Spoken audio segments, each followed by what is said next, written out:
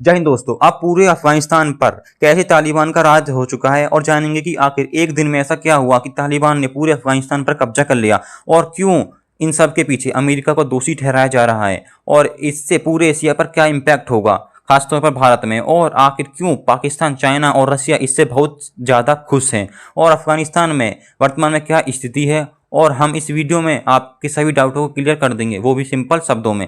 और यदि आपने हमारे चैनल को सब्सक्राइब नहीं किया, 13 अगस्त तक तालिबान का अफगानिस्तान पर केवल 70 to 80% ही कब्जा था, परंतु अचानक 14 अगस्त की रात को तालिबान के लड़ाकों ने अफगानिस्तान की राजधानी काबुल को चारों तरफ से घेर लिया।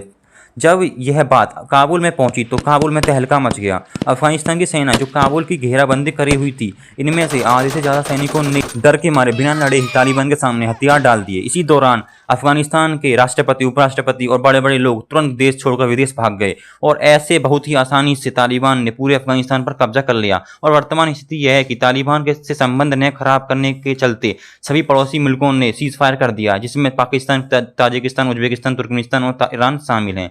काबुल में दहशत का माहौल है। काबुल के लोग अपनी जान बचाने के लिए काबुल एयरपोर्ट की तरफ भाग रहे हैं। हालात इतनी ज़्यादा खराब है कि लोग प्लेन के ऊपर चढ़ गए हैं और बहुत सी संख्या में लोग नीचे लटक गए हैं।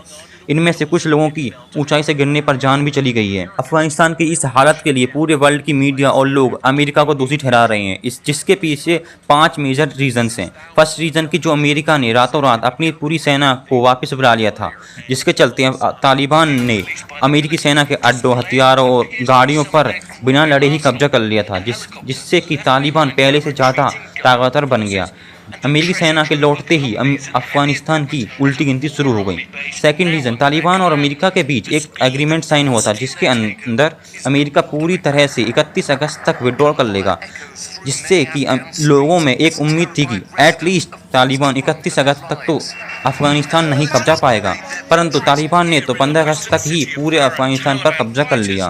थर्ड रीज़न, अमेरिकी खुफिया एजेंसी ने यह दावा किया था कि तालिबान 90 दिनों तक पूरे अफगानिस्तान पर कब्जा कर लेगा, परंतु यह दावा पूरी तरह से फेल हो गया। तालिबान ने केवल 9 दिनों में ही पूरे अफगानिस्तान पर फतह कर ली। फोर्थ रीज़न, जो अमेरिका लोकतंत्र और मानवाधिकार का ठेकेदार बनता है, वही अमेरिका ने अफगानिस्तान को तालिबान के हवाले छोड़ दिया। पांचवा और सबसे बड़ा रीज़न, जो कि आप सबके मन में उठ रहा होगा, कि अमेरिका ने 20 सालों में जो अफगान मिलिट्री बिल्ड करी थी, उस तालिबान के सामने वह 20 दिन भी नहीं टिक पाई।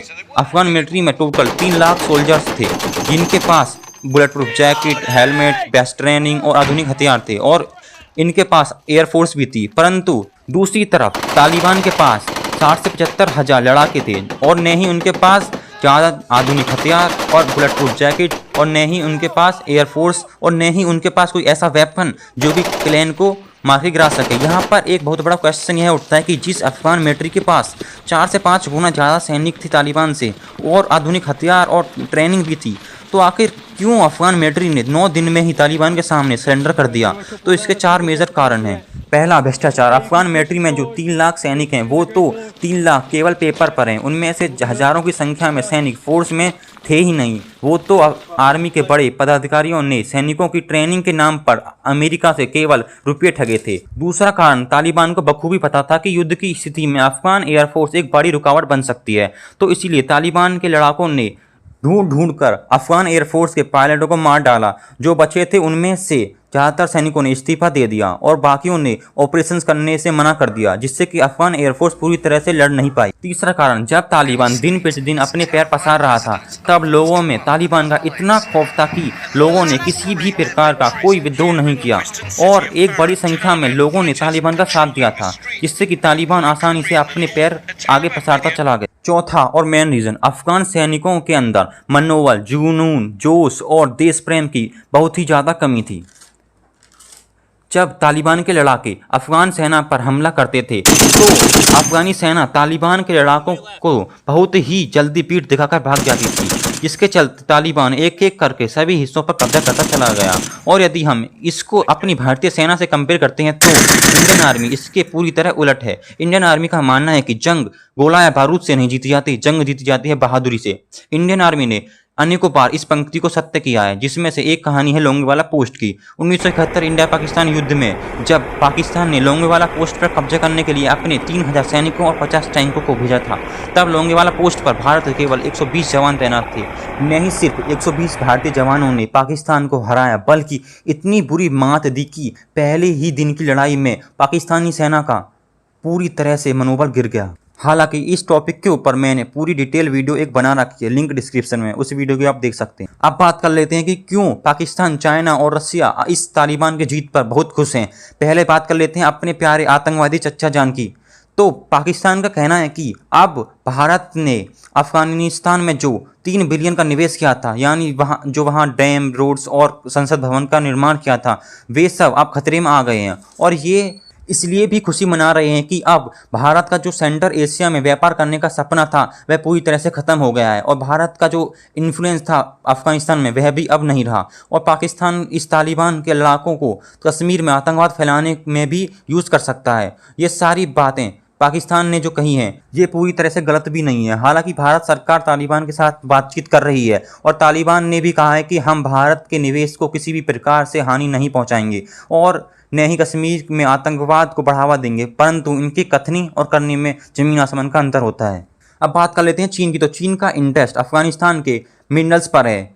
चीन तालिबान के आने से अब बहुत ही ईजिली मिनरल्स को निकाल सकता है। इन दोनों देश की तो बात समझ में आती है, लेकिन रसिया क्यों खुश है तालिबान के आने से? तो इसको समझने के लिए 40 साल पहले चलते हैं।